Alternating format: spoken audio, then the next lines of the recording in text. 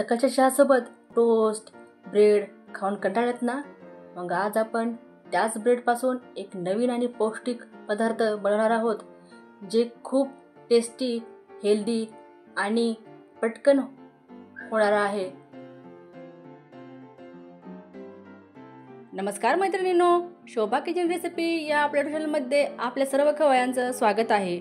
आज आपण एक ब्रेडपासून मस्त रेसिपी बनवत आहोत, तर ती म्हणजे फ्राईड टोस्ट. चला तर मग सुरू करू. तर पहिल्यांदा आपण ताटामध्ये ही 1 वाटी मूग डाळ 2 पाण्याने स्वच्छ धुवून पाण्यामध्ये 4 तास भिजत ठेवलेली होती. नंतर ही आपण रवाळ अशी वाटून घेतलेली आहे. तर ताटामध्ये काढून घेऊ.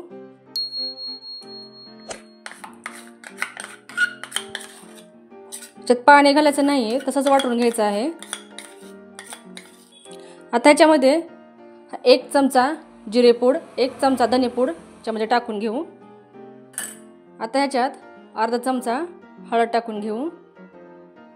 इथं अर्धा चमचा किसलेला आलं आहे, हे टाकून घ्यायचं. मूठभर बारीक चिरलेली कोथिंबीर टाकून घ्यायची. आणि ते 1 छोटी वाटी ही मेथीची पानं स्वच्छ धुवून घेतलेले आहेत, हे टाकून घ्यायचं. मेथी तशीच टाकायची आपल्याला न चिरताच. आता सगळ्यात शेवटी चवीनुसार मीठ टाकून घेऊ. आता हे चांगलं हाताने व्यवस्थित मिक्स करू. तर मेथीची पानं न चिरता का टाकायची? तर ह्याच्यामध्ये जे हरितद्रव्य असतं ते निघून जातं मेथी चिरल्याने, म्हणून हे आपल्याला मेथी न चिरताच अशी वापरायची आहे.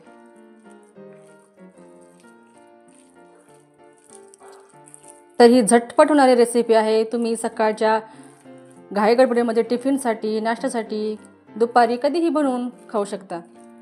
तर ह्याला चांगलं एकजीव करून घ्यायचं आहे. आता हे एकजीव करून झालेलं आहे, याला थोडंसं साईडला ठेवू. आता इथे आपण 4 ब्रेडचे स्लाइस घेतलेले आहेत. आता हा 1 स्लाइस घेऊन ह्याच्या कडा कापून घ्यायचे आहेत. तर ह्या कडा आपल्याला फेकून नाही द्यायच्या आहेत. तर ह्या ब्रेडच्या कडा आपल्याला टाकून द्यायच्या नाहीत. हे मिक्सरमध्ये बारीक वाटून ब्रेड क्रम्स आपण बनवून ठेवू शकतो. तर इथे बघा आपल्या ब्रेडच्या कडा कापून झालेल्या आहेत. आता इथे आपण गॅस चालू करून घेऊ आणि त्यावर तवा ठेवून घ्यायचा आहे. तवा थोडासा गरम होऊ देऊ. तर इथे आपला तवा गरम झालेला आहे. याच्यावर 1 चमचा तेल सोडून घेऊ आणि हे थोडंसं असं पसरवून घ्यायचं आहे.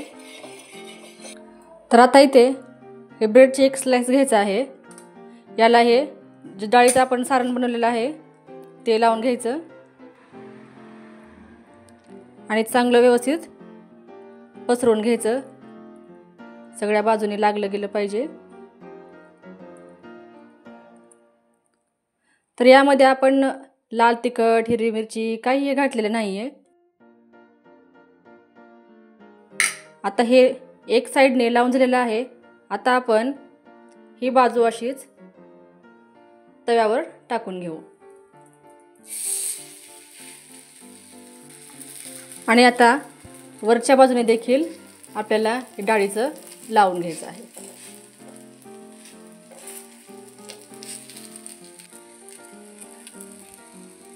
आणि ही रेसिपी एकदम पौष्टिक आहे.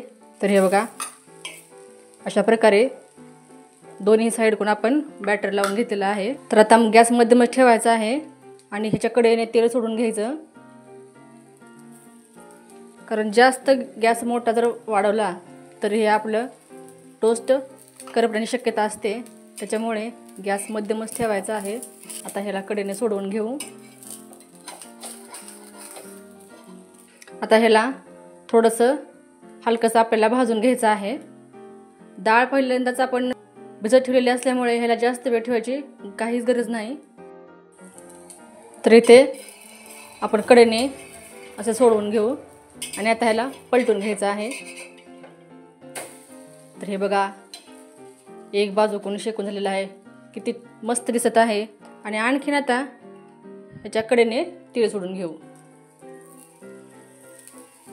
तर आपल्याला मोठ्यांपेक्षा लहान मुलाचं जास्त खाण्याचं टेन्शन असतं, तर अशा प्रकारे आपण कोणत्याही वेळेला किंवा सकाळच्या नाश्त्यासाठी जर बनवून दिलं तर मुले खूप आवडीने खातील. आणि एकदम पटकन होणारी रेसिपी आहे. आपल्या घरामध्ये साहित्य नेहमी उपलब्ध असतं. तर आता एका बाजूकडून शेकून झालेलं आहे, तर दुसऱ्या बाजूने आपण शेकून घ्यायचं आहे.